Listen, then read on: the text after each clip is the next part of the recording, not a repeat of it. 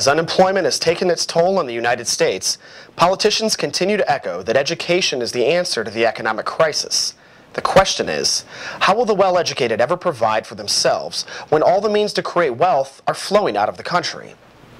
Over the past 20 years, the United States has lost a massive number of lower and middle class value-added jobs. These are largely the manufacturing jobs that allow the United States to support its own needs and export goods, which builds real wealth.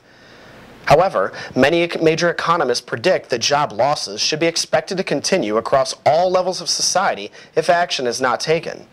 This is where we must ask if education alone can truly be the answer.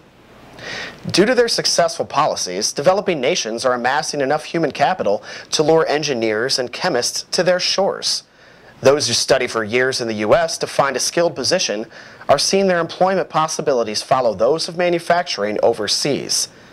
This is more evidence that programs like the Trade Adjustment Assistance Program are merely band-aids for a much larger problem.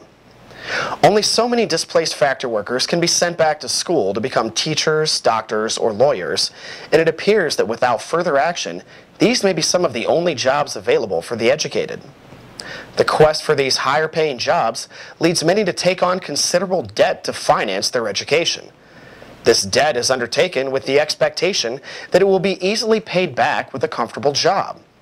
When these jobs have also disappeared, what happens to these heavily indebted, highly educated individuals?